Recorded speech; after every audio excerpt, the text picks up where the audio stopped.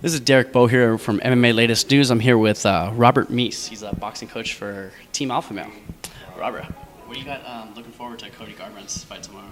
Well, what we're looking for is to showcase his ability to take the fight to the ground and do submissions that he's been working hard on.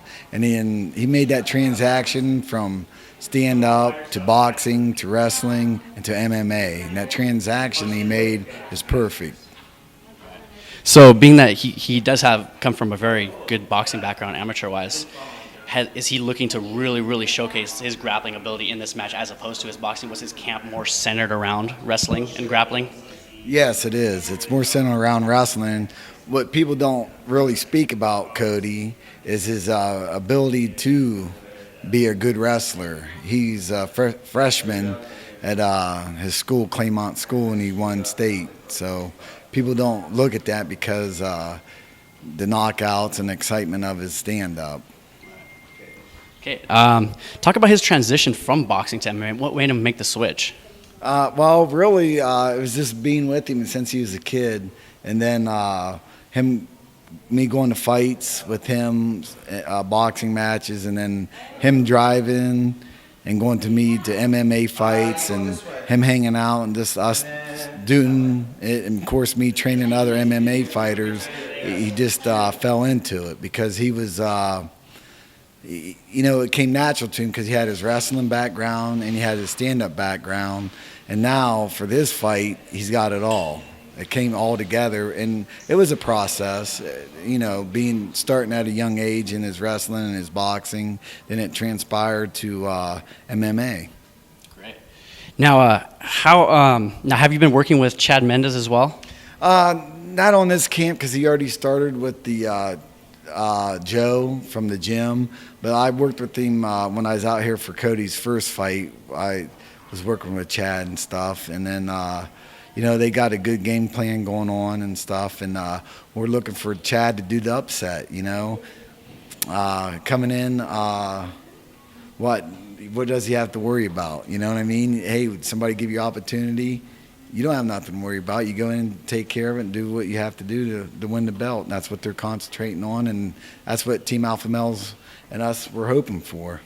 Right. Now, talking about seizing the opportunity, now it seems that most Team Alpha Male fighters are always in shape. They're always ready to go. They don't get injured as frequently as other camps, it seems. Well, talk about that. What is it like in the environment of the camp? Environment camp, it's everybody gets together and gets along. So we're going to chat. Okay. Yeah, we're going to go do the thing. Okay. See you guys up there in a little bit. Sorry about that. But when we go there, we have fun. We get our business done. We work together as a team.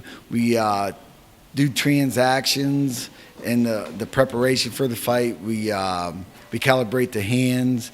We go over fight plays. We talk about it. And then, you know what? What's fun about it and why they don't, because they know what they're there for. You know what I mean? They're there for the fight, and that's why the UFC really goes to that gym to pull somebody out to fight. If something would happen where a fighter gets hurt, they know that they can pretty much 99% time fall back on Alpha Male. At a moment's notice, right? In a moment's notice, yes. So now, in the coming weeks leading up to the fight, like 2 weeks, 1 week out, does training dial back a little bit? Because I've seen other camps, they continue to go hard, and that's, I guess, where injuries would occur mostly. I mean, what's your opinion on that? My opinion on that is when I used to fight is the week of the fight and the preparation of the fight and the 2 weeks of the fight, you taper it down. You push yourself and you taper it down. There's no sense of going 100 rounds because you're never going to fight 100 rounds. This ain't 1918-3 or whatever back in the old days. This is, look, they put limits on the rounds, the minutes, what you fight, and then that's what you got to fight. Why take the effort of risking getting injured or hurt and losing out? You know what I mean? It's kind of like Aldo. It's kind of crazy, ain't it? I mean, the biggest payday, history in UFC, the biggest purse, the fight, and you get hurt. And he just lost out on what, $2 million, $4 million actually what it was? Yeah, I believe the saying was 4 million, maybe a little over, and plus all the other benefits that the UFC gives behind the scenes. Right, definitely. Now, give us a prediction on tomorrow night's fights. Who do you have in the main event with Mendes, and who do you have with Cody's fight? How do you see it going down? I know who you have. With Mendes, what I'm hoping for is that he'll Chad would capitalize on McGregor's softball style, that he would double step, press the issue of getting in and setting up his ground game with the stand-up. That's what I'm hoping Chad does. If Chad can use his stand-up to get an angle and get the fight on the ground, it's going to be hard to beat Chad. That's what we're hoping for on that aspect, and keeping Connor guessing on which way Chad's coming in.